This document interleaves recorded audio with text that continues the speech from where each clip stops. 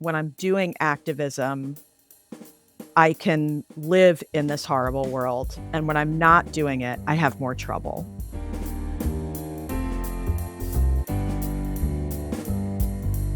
Welcome to the Hen Report. This is Jasmin Singer. This is Mariann Sullivan. And this, if you're watching, is Eugene, my cat. Hey, Eugene, do you remember me? I'm that chick you danced with 2 times through the Rufus album Friday night at the party. All right, we digress. All right, yes. And we have another lovely human here that we will be chatting with in just a moment. So excited that our wingman this week is poet and activist and friend Gretchen Primack, who was we got together the other day, and she and I wound up talking about hope and the lack thereof, and so we thought that we might broadcast that conversation for everyone, because I always find Gretchen to be incredibly insightful and word things in a way that I have not worded to myself, and it always winds up being really clarifying. So Gretchen is also the author of Kind, which is a poetry collection that will resonate with every animal activist, even if, like Mariann, they don't generally get poetry. So welcome back to Our Hen House and to the Hen Report, Gretchen. Yay! Happy to be here. Thank you for taking my demand seriously that you wear your "Shut Down All Slaughterhouses" t-shirt. It's great. I mean, for those I'm up for it. Yeah. For those of you on YouTube. Actually, I love that t-shirt. Yeah. I think that's a really good t-shirt. That is something that because people are such idiots that when they see that, they think that they're in favor of that as they're eating their hamburger. Yeah. Also, it's hard to get. It's like, how dare you say we should shut down slaughterhouses? I love slaughterhouse. It's like, yeah. And it's also preserving the word, because they like to call them plants, which I always think is very ironic. Oh my God, plants. Processing plants. Just a quick reminder to those of you in the ether right now that the Our Hen House podcasts go up several times a week. Rising Anxieties comes out on Tuesdays, the Hen Report, which is this, on Thursdays, and the long form interview on Fridays. Bonus content for Flock members comes out on Mondays. We're on YouTube. We're on any podcatcher that you like to listen to. So subscribe, hit like, comment wherever you listen. All right, Gretchen. So before we get to chatting about the never-ending conversation that I seem to have in my head about hopelessness, I know that you were at Ridgeland recently, and Wow. I honestly think we should start with since we're on the subject of t-shirts, with you showing your new t-shirt that just arrived. This is the t-shirt that I would have worn if I had not been instructed otherwise, but happy to just show it. And actually, it's hard for me to see whether you can see this. So You for got it. Folks in radio land, this says, I got tear gassed at Ridgeland Farms, and all I got is freedom for 1,500 beagles. And then on the back, it's just got the rescue them all at savethedogs.io, which, for everybody, whether you're watching or listening, savethedogs.io is where you can go to see what's up with the next thing.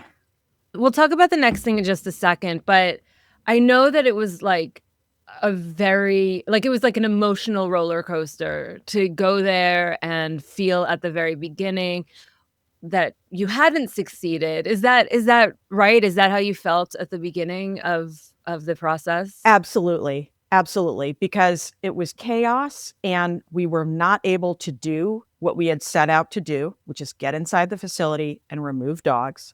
That was impossible. They were incredibly prepared for us, and they had arrested the entire leadership, as well as the first group of folks to enter, which was the breaching group. In other words, the folks who were supposed to open the facility for us. So we had a closed facility, tons of cops. The tear gas, pepper spray, and rubber bullets started quite early, and we could hear the dogs the whole time. So we were right there. We could hear the dogs. We knew they were there. We knew they were suffering. We knew that between us and the dogs was a line of people who were either sociopaths or, order followers of the most dangerous kind. And it was extremely frustrating. And that's, we ended up leaving with that frustration in our hearts, not knowing that, of course, what we had done that day directly led to 1,500 of them leaving. I want to say that there's still 500 in there. And context is everything. If you knew that there were 500 dogs in a facility suffering, you'd freak out, right? Because 1,500 got out, we are celebrating a victory. None of us are forgetting that there's a critical mass still in there. And of course, that there are not only animal testing facilities that are gross and still open, but of course, this community knows that those of us who care about non-dogs as well, have our work cut out for us. Right. Well, and I want to talk about the next action, but do you think that people are going to be able to, the general public is going to be able to make that connection a little bit better between the dogs and the non-dogs that we're talking about here? Like, is this a strategic way of getting people to awaken to why we need to shut down all slaughterhouses? It's strategic in a few ways. One way is that anybody who is involved in the action, even if they only came because they care about dogs and they would eat a hamburger, in general, theoretically, after a rescue like this, because of the context there, we're forced to think about that. The leadership was vegan. They were talking about all animals when they were making public remarks. There were vegans in every one of the small groups. So those conversations were happening. I know for a fact that some of the people who were not vegan who were in our group, one of them is now part of the 10 Weeks to Vegan group that I help moderate on Facebook and, sends me like pictures of the food she's making now. Like it is helping the people who are involved in these rescues. Another way it's strategic is that some of these facilities have pigs, have farmed animals. So if the next action, which it presumably is taking place at one of those places, people are going to have to say, oh, this one has dogs and pigs. I just want to get the dogs out. The pigs, I'm fine with being experimented upon. It really forces that conversation. And I think anytime this stuff is in the conversation, these elements make it into the conversation. The elements of, well, what makes suffering okay or not okay? What species are worthy of our care? I think it puts it in the air. So, yeah, I think it. Those are really good points, which I hadn't really thought of regarding the individuals who are really involved in this. But I think the big meta conversation is, it's always one of our great hopes that for most, well, maybe not most, but for great many people, this started with a dog or a companion animal, started thinking about animals in general and got broader. And that's what we're hoping will I think that's always been one of the hopes about focusing this huge amount of effort on a dog facility, that it will be crossover. I think it will. Mm-hmm. Well, I hope so, especially because, and we have certainly mentioned this on the podcast before, but about 45 minutes outside of Rochester, where Mariann and I live, is Marshall BioResources. And you mentioned, there's 500 dogs still at Ridgeland, 1,500 were rescued. There are 20,000 animals at Marshall BioResources in the same, very similar situation. And that is now becoming the target of activist efforts. And it has been for we should say that it has been for a while, but on a much smaller level. It's now become a big focus of larger organizations. But there have been people trying to work on this from this area for a long time. Yeah, of course. And there's going to be a vigil on May 28th to the 30th, and we will link to where people can find out more information about that. But I'm looking at the website beagleloversandrescuers.org.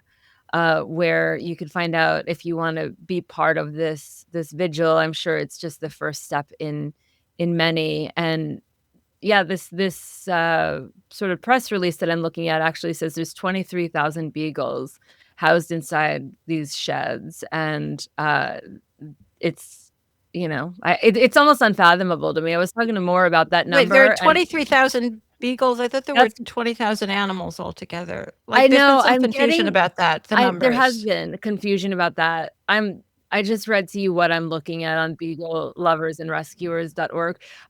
Another way of putting it is that there's a fuck ton of animals who are being the exact number. Fair and accurate. If there was one, right, that would matter. Mm-hmm. And it's an unfathomable number, especially. I mean, obviously it is fathomable because we're farmed animal advocates and we work with much bigger numbers than that. But it's unfathomable in the sense that, I mean, the rescues here in Rochester, the shelter system, and everywhere, not just Rochester, are just wrung dry. And just to think, like, where are we gonna put them? But like, we'll figure it out. We'll get them out, and they could all come to my house if they want. I'm okay with that. Yeah, Moore is thrilled about. She would be. The prospect She would of be so 23,000. excited. She'd be like, "We already have 4. What's 20,000 more?" I just want to add too, this is not planned, though nobody ever knows what will happen. So there's no guarantees on it. This is not planned as an illegal activity well, I shouldn't say illegal, as an arguably illegal activity that some would consider illegal. And even though I think what happened at Ridgeland was legal because there is a valid defense. But this is not planned even to skirt with legality. It is meant as a vigil on public property. Right. I just want to add that. What are your thoughts on it, Gretch?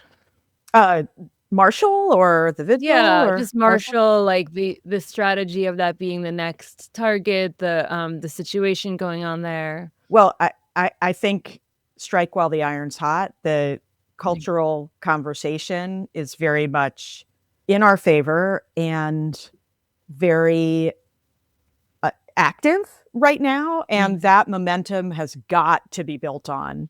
So this makes a lot of sense to me. Also, if we're at a sort of tipping point, this is half of the animals used for testing in not because it's half of the dogs used for testing in the country. So wow. to master this facility is to pretty much shut the industry down.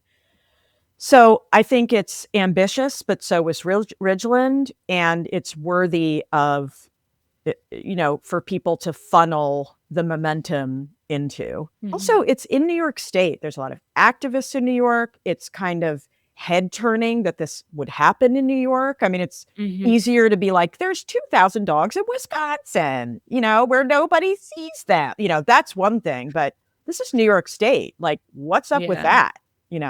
So I like it. And my bright idea is a march that starts in Albany with a rally at the Capitol and marches all the way to Marshall, which would take, it's a long way. Yeah, it would take like over a week. And you just have like I'm not thinking small. But also, Gretchen's not saying you would walk the whole way. That you would just go in for like a few hours wherever you are. I'm walking the whole way. I mean, I'm walking the whole way, but you have like. Well, it's kind of that reminds me of the monks. Exactly. Who did that. The monks Walk for Peace, which garnered unbelievable amounts of attention. Exactly. It wasn't specifically related to animals, but it turned out that they had very good attitudes about animals. They also focused on their dog. Like it really reminds me of that, and I think that's very powerful. I mean, I think maybe not there would be more and more, as what happened with the monks, like just more and more publicity around it as it moves, and then you'd have politicians doing a leg of walking, no pun intended. You'd have celebrities doing some. You'd have grandmothers walking their rescued beagles. They would be just like photo op after photo op. But anyway, this is my little pie in the sky idea. Anybody who's listening who wants to, help or strategize or tell the powers that be, to consider Yeah. it. Just one more factor I wanted to mention. A lot of people are probably aware of this, but we recently had Rose Patterson on, who from I can't remember the name of it. Animal Rising in the UK, and their big focus is what's known as MBR in the UK, but it's the same company, Marshall BioResources. So this is actually an international focus. Yeah, that's amazing. I mean, okay, so we'll keep everyone posted about it as we find out more info. And thank you for those of you listening who care and who are making the connection between the dogs and other animals as well.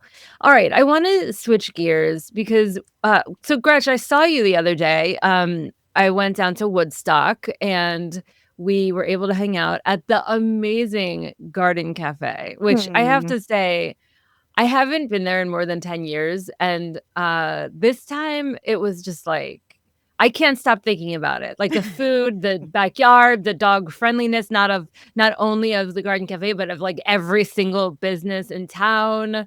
And just having such a wonderful time with you and with Erica, who was also hanging out with us. It was just lovely. You get to go to Garden Cafe a lot, so I'm jealous. It's my Cheers bar. Like it's that is where everybody knows my name. It's amazing, and I go all the time. Yeah. Like there aren't that many places that we have anymore that have been there forever. I mean, it's really an institution. It has been a vegetarian or vegan restaurant for a very long time. Yeah, it opened as a vegan restaurant at least 20 years ago, and Leah, the current owner, has had it for 11 and has just, it's flourishing and it's lovely. The funny thing is, just such a little tiny Gretchen story is that like after we ate and we were, getting a little coffee or something, Gretchen wanted a cappuccino, but only if this one particular barista made it. Oh yeah, that's so Gretchen. And so she like orders it, and then it's like, I don't know if she's gonna be, and then she's like, I'll be right back. And she goes inside, pretends to like go to the bathroom to like go find if the barista that she wanted was gonna make it. It was such a classic. And for those Gretchen. who are unaware, it's not because she loved the barista. I'm assuming hearing this song, it's because Gretchen is the fussiest eater on the face of the planet. I'm fussy. Lee makes the most incredible, oat cappuccinos, and nobody else can do it the way she does it. So, and she knows. I want one. She knows. Yeah. Yeah, me too. Okay, well, one of the things we wound up chatting about was hopelessness, as I alluded to before. As we do. And, it's something that I think about constantly. And, I think about it constantly in a variety of different ways. Like I think about it as it relates to, an existential crisis. I think of it as it relates to, frankly, a midlife crisis. I think of it as it relates to activism constantly and where the meaning of animal activism falls within hopelessness. Like, we don't have a planned discussion, listeners and viewers. I just wanted to broach the subject because whenever I bring it up to someone, they're also thinking about it constantly. And I think it has a lot to do with this shit world that we're living in right now.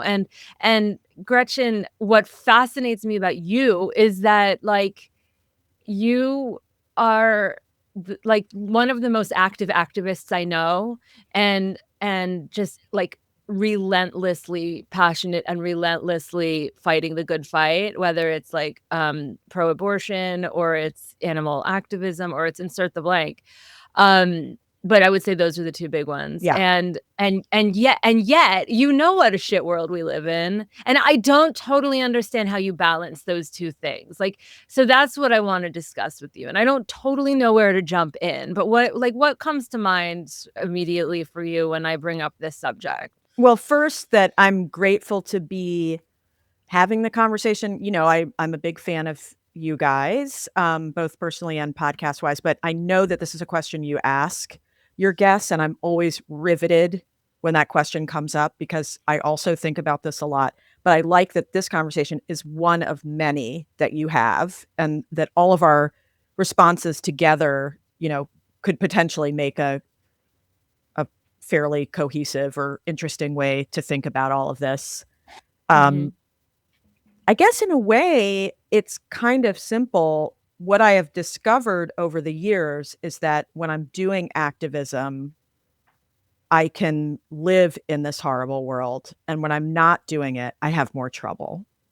So I've spent a lot of time thinking, I think, I've been a depressed person my whole life. I've never been a happy person. So I think I've been asking the question, how can I live here being planet Earth in our time? How can I live here?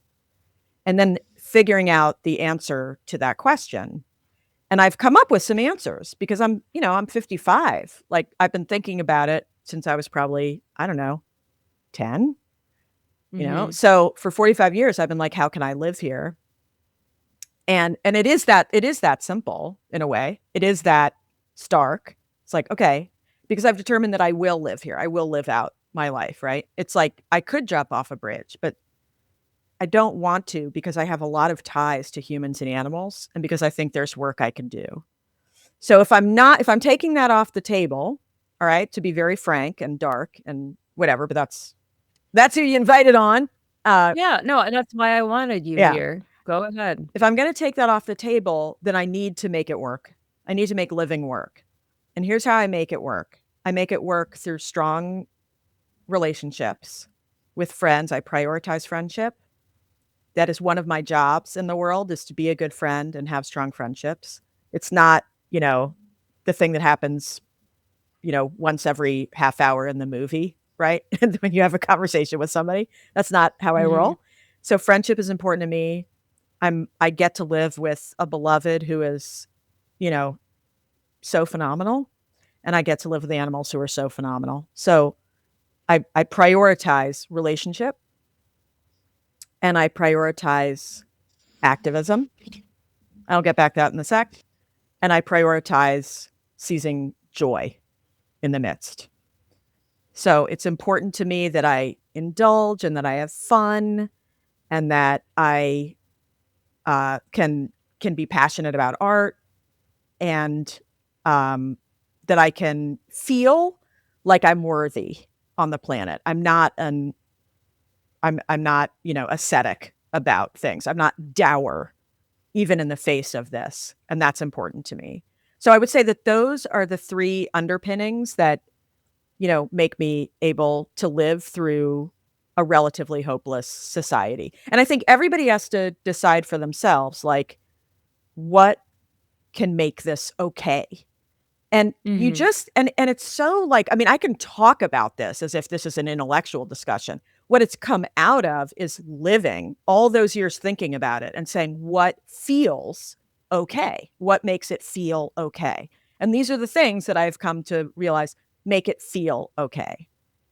So you just said what the three things were, but just to summarize, those three things are relationships with humans and animals, activism, and seizing joy and feeling that I'm worthy of joy. And to be clear, seizing joy and having joyful moments is not the same as being a joyful person. No, or being a happy person. No. No. I think that's important. I've been on a personal level, I've been struggling with anhedonia recently. I'm laughing because it's like such a pretty word. I know Anne. I think she's lovely. But more brought up to me, it's like the root is hedonist, right? So if you think about hedonist and then Anne, the opposite. And it's funny because anhedonia is different than depression. It's like kind of it's about dopamine as opposed to serotonin. And so to me, my way of describing anhedonia is, and this is how it is for me, it's more like an inability to find anticipatory joy or anticipatory desire. But once you're there, you can have it still. So I still have a lot of it. And I think in some way being aware of this has been a little bit of a gift, because it has really given me the opportunity to notice without a shadow of a doubt when I am having a joyful moment or when I am having a very satisfied moment. And I appreciate it. Like I have a lot of gratitude for it. And when you put it in the context of activism, sometimes Mariann and I interview people, and by sometimes I mean frequently, almost always, that I say, how the hell are we still having this discussion? Like, Mhm. how are we still having this damn like as granular as you can imagine about like anti-foie gras stuff, Mhm. like which a campaign I led 20 years ago, the Mhm. same discussions.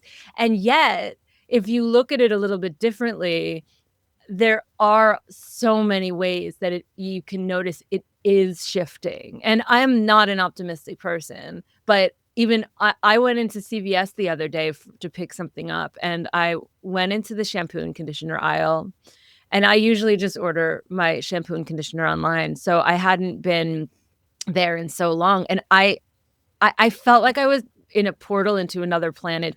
Everything said vegan and cruelty free. Garnier, like everything was vegan and cruelty free. And it's just, you take a moment to recognize that that's going on. And then you take a moment to see how like Debbie Gibson, my childhood, like rock star, just got one of the Ridgeland dogs. Like there are cultural changes happening, and it would be foolish and irresponsible for us to be ignoring that fact, even in the midst of these conversations like the anti-foie gras conversation that just feels like it never moves forward.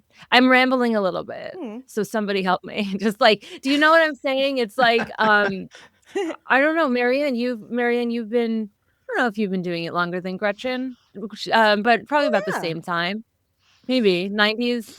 I don't know. Yeah, 90s.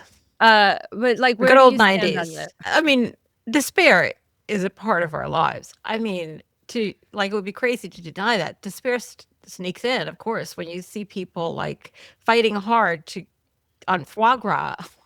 We can't even win foie gras. But It's outrageous. there are like, I mean, all right, so it turns out that those legislative changes have become impossible. One of the reasons for that, and certainly not the only, is that we've lost, we're losing our democracy. That's in the context of a whole political situation that animals, have an interesting role in. But there are cultural changes. I mean, I think that we have to believe that because there are signs that it's true. And I mean, that's always the thing that I've held on to, but I kind of, to give me hope when I feel like I need hope. There are things that you can hold on to, but I kind of just want to go back to what Gretchen said. I don't think trying to find hope is necessarily the goal. Like it's too hard, it's too inconsistent. It's trying to function in a way that you're not relying on hope. And I just think all of the things you mentioned, I mean, not to be a cliche or anything, but all of the things you mentioned are so embedded in with animals and the role animals have in your life. I mean, obviously your relationships. I mean, my relationships with my animals are incredibly important to me. What was the second thing? Activism. Activism. I mean, that's totally about animals. I Yeah. mean, it's seeing what's happening to animals and devoting your life to that. Period. Your life has a purpose. Whether that purpose will succeed or not is not within That's your right. control. That's right. Whether you have that purpose is completely within your control. And the third thing, what was the third thing? The third thing was seizing joy, which if it's Not that I haven't memorized all the things you said, I just forgot them as well. Seizing joy. I mean, where do you get the most joy from? Like animals. I mean, that's where I get the most joy from. Of course, you're married to Gus, so he's like a pretty good guy, and you get a lot of joy from hanging around with him. But I hang around with animals all day, and they constantly give me joy, and watching the birds outside and all of it. So all of those things that you mentioned keep you going for me are very related to how I feel about animals and very related to feeling like maybe I don't have to have hope, but who knows what's going to happen? I mean, God knows. We never would have imagined we would end up where we are right now in the world.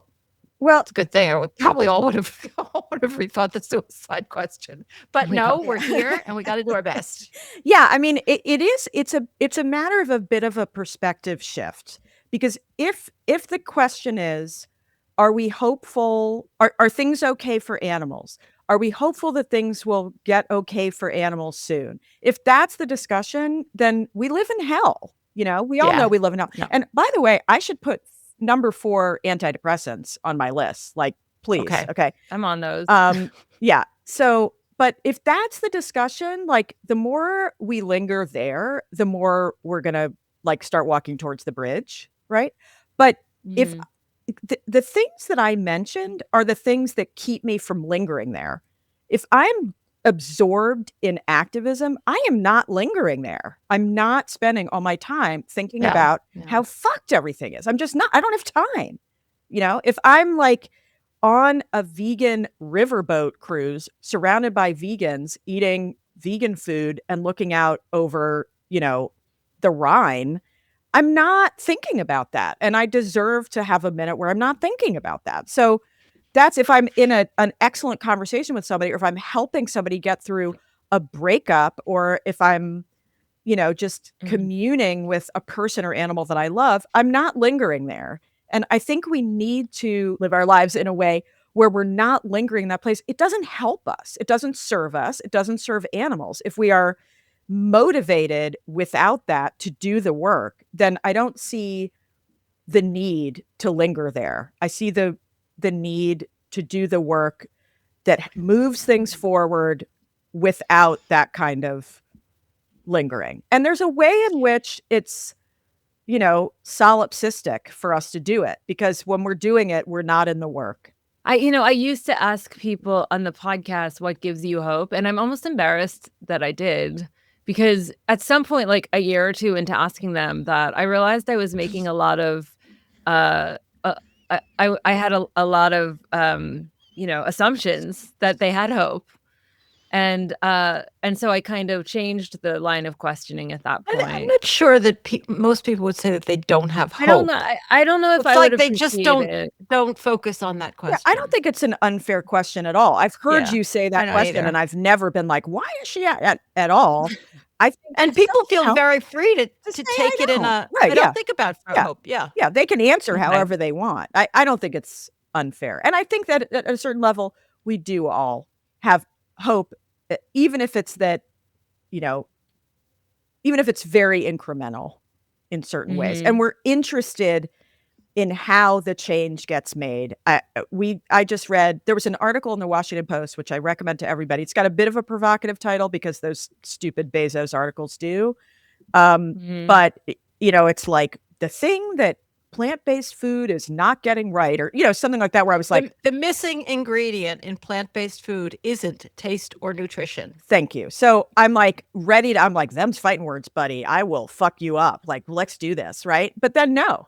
He was making an excellent point, which is that we must change the culture. You can have all the impossible burgers coming off the line in the world. If critical masses of people do not feel that it is in their culture to eat vegan food and to think vegan thoughts and to care about animals, they won't. That's who human beings are. We are still in the 7th grade doing what other people are doing or feeling like shit. That is like where we are as a species, it appears. We represent people who are not quite that way. We represent the people who even in 7th grade were like, really? I don't know. But most people are not there. And we have to recognize that and understand that and almost respect it enough to understand that we need to change the culture. I'm sorry, I'm not respecting it. That's beyond me. Yeah, but I'm willing to acknowledge that it's true. And I just want to make clear too that this article makes clear, I think, and we all know taste or nutrition are necessary. They're just not sufficient. That's right. Like, we have to have taste, we have to have nutrition, but we can't think that's enough at all. And it's talking a lot about culture war. And not, I admit I haven't read it as carefully as I should have. But one thing that occurred to me is that it was talking, about making it more attractive to people in various ways, like, athletes and whatever. But another piece that I think is crucially important in the cultural question is the whole plant-based default movement that gets people, because people kind of just eat what's in front of them, and then they eat the plant-based product, and this has been proven over and over again. That's part of the culture too, just getting people to eat it and think and start thinking, oh, this is one of the things that I eat. But it also, I think that the article, what it boils down to is it has to seem cool.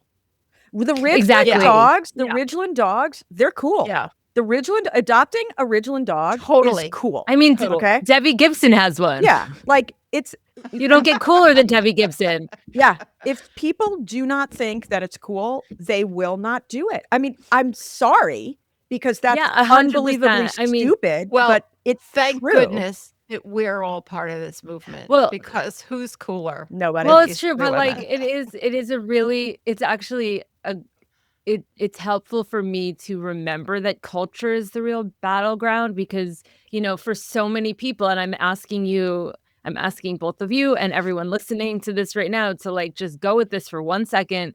Most people don't think of meat as food. They think of it as identity and tradition and masculinity and comfort and nostalgia. And that is how it's been massively marketed for decades. And so plant-based needs basically an equally sticky story. And that's how culture changes. We have to stop assuming that ethics messaging is going to convert the mainstream because it's not. That's right. I'm super sorry. It was enough for us and it was enough for the people who are listening and watching, but it's not enough for most people. And that's sad. But if it's true, we need to work towards changing it, I'm just going to mention we can't hang on there, keep hanging on here because I know you people have to go to work, but it just made me think of this article in Veg News, which I had planned to talk about today, but we don't really have time to talk about. Trump calls rising Texas Democrat weak, pathetic, vegan for ordering a non-vegan taco. He's talking, of course, about James Tallarico. And I really do think that our country is in this whole, and of course, James Tallarico is not vegan. I mean, so the whole thing it's the only thing that isn't great Trump about sees that as sorry? That's the only thing that's not great about that guy. He's cool. Yeah, absolutely. Well, not to be political, but Trump obviously sees that as a terrible insult. And that's the question. Can we make being vegan not a terrible insult, the cultural issue? And, I think our country is in a debate about what's cool, what's powerful, what's strong, what's important about a lot of things. And, good side of these messages have not been winning for a long time. But Well, I Vegan is do one of them. I do wonder. Go ahead, Gretchen. Well, just that that Ridgeland is also important here as a lesson because Totally. Ridgeland was very big tent. They were proud of having people from every political and religious and ethnic, like Totally. and good for them. That is how culture changes, right? If you're only changing the culture within one political movement or one religious movement or it's not changing culture. Ridgeland dogs are cool no matter what your politics. If we can make vegan food and caring about animals cool no matter your politics, that's everything. Now, Trump is obviously making that about politics. And in the past, the culture wars have included, animals in politics and trying to say that lefties care about animals and such. But if we can bust that, ooh. I wish that this whole crisis that we're having as a society in late stage capitalism could kind of permeate the vegan space a little bit more and invite more people in. I wish that was their antidote to the despair. That if Trump is saying something and pejorative about veganism, why isn't that alone making people vegan? Whatever. I digress. What were you going to say, Mariann? No, I think that's an excellent point. I really do. Like we're in a bunch of different culture wars right now. And we want to get, as you point out, Gretchen, we don't want to get veganism just on one side of those culture wars. We want it to be the cultural ideal for all of these people. Listen, and I'll just mention there's a Trump Republican congressman up in Western New York, and Marshall BioResources is not in his district. I mentioned this on our interview this week as well. But he is all in. I mean, all in about defending these beagles. Amazing. And, we have animals may be the only crossover issue, not just between Republicans and Democrats, but between our whole cultural disaster in this country. And that's our goal. That's what we got. We got to make animals the thing that people see as cool. You're absolutely right. I love that. And before I do not want to quit without, I was just listening to an interview with the author Jasmin Ward, and she brought up, because it's in one of her new essays, a new term, respair. It's actually an old term. It's a term from England in, the 1500s or something. Respair, spelled like despair, but with an R instead of a D. And it is the concept of finding joy from your despair, the moment where your despair has become joy. So it could be that the first time that you feel okay after the death of a loved one, right? If it's a personal thing. I think in our terms, it could be that we feel the despair of animals so much. And when there is a movement forward, we feel Respair. We felt Respair when the 1500 Beagles came out. We felt Respair when, Wayne won his suit. It's like, the piglets coming out, somebody we know saying, yes, I'm finally ready to go vegan. Like all of those moments are moments of Respair, which I thought, oh my God, I'm about to talk to Jazz and Mariann about despair. I love it. Let's get this term in the books. Well, and speaking of books, before you go, I wanted to ask you what books. I mean, you work at the Golden Notebook, which is a fantastic indie bookstore in Woodstock. You are, of course, an author, a poet. What book or books are exciting you? Well, I should say that the writing is part of activism, right? Like for me, and I think everybody has, I like to say, like we all have our angle for our activism. I'm a poet, so this, which is about to go in the mail to somebody, but like this is just animal poem. So it's an exploration of, our dynamic with animals through time and space. One of my moments. Say what it is. Oh, sorry. Oh, right. Sorry, listener. I listen, so I don't know why I'm forgetting about the listeners. It's just my book, Kind, which is a book of animal poems that's like a sneaky way to inspire vegans or help other people, go vegan. It's amazing. It's just phenomenal. It's like one of my faves. Oh, and it's just going into a new printing, so it's very exciting. But that helps me, right? Like writing about that and doing readings, having somebody, write and say, oh my God, I'm thinking about animals a different way. That is a form of activism. So whatever your thing is, it can become activism. But I'm just reading something, but again, I'm totally biased. I'm reading, there's a new collection, which has a bunch of my poems in it, that's called The New Sentience. So think of the word sentence, but then shove a blue I into the word sentence, and you've got. I love that. I think most of our listeners are pretty familiar with the term, and but just that Yeah. idea that it's also the word sentence with an I in it. I don't know if everybody you see what I mean. Yeah, because it's like cool. Yeah. It's about sentences that people write about It's animals. so cool. But it's called The New Sentience: Reimagining Animal Poetry. The folks who edited it are vegan poets. The foreword is by Alexis Pauline Gumbs, who is a vegan poet. And it's just now, most of the people in here are not vegan, right? Like there's E.E. Cummings is in here. Mary Oliver's in here. Joy Harjo is in here. Like these are poets who are not vegan, but these are animal poems that are not about like your grandmother, or that are not about exploiting the deer. They are looking at animals as individual, worthy, respect-worthy living beings in their own right, who are sentient and deserving. So it's called The New Sentience, and bookshop.org or your local indie. It's pretty profound and fantastic. I like to think that people like Mary Oliver would be vegan if they were alive and writing nowadays. I like to think that. I mean, she died fairly recently. Like she had, should have gotten a memo if she, and as far as I know, she wasn't, but yeah. Anyway.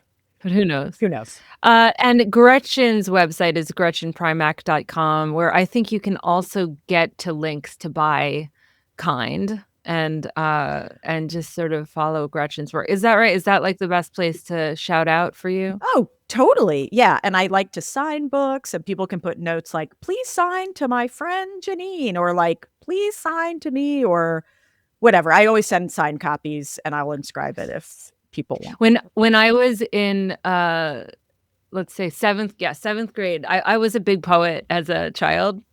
Everything rhymed. And I wrote but my poems were like long stories about people. And I wrote a poem called The Story of Janine. And it's just funny that you just said Janine. And here's how it started. My friend Janine has cuts up and down her face. She really doesn't talk much. She's sort of out of place. Both her eyes have shiners. Her legs are banged and bruised. She says that she's just clumsy, but I think she's abused. Oh, God. Wow. Oh, God. They sent me down to the guidance counselor. Place No, it goes on and on and on. But at the end, she's okay. She goes to Alateen. Oh, okay. All right. Shout out for Alateen. Wow. I was a mess. This explains a lot.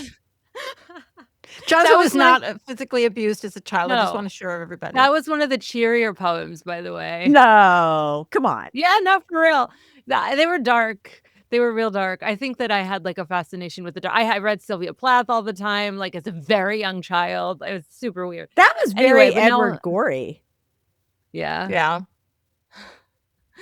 I mean, it was intense. Anyway, I digress. Gretchen, as always, thank you. You're such a delight. I am so grateful that you're like a close friend in our lives, and that you're just, I don't know, like I'm getting verklempt. I just really adore you, and I'm really grateful that you brought this conversation to our listeners and our viewers, because I think it's a gift, to them to have access to your brain in this way. So thank you. Oh my God. No, thank you. And I love you guys too. And thank you for those of you who are listening and watching. Don't forget to subscribe and like and comment on Apple Podcasts or what have you, or on YouTube. If you're not in the flock and you'd like to join Gretchen as a flock member, go to ourhenhouse.org/support. And don't forget to catch our next episode of the Our Hen House interview coming tomorrow with Tim Woodward of Animal Rescue Corps. Amazing interview. Amazing guy. Talk to you next time.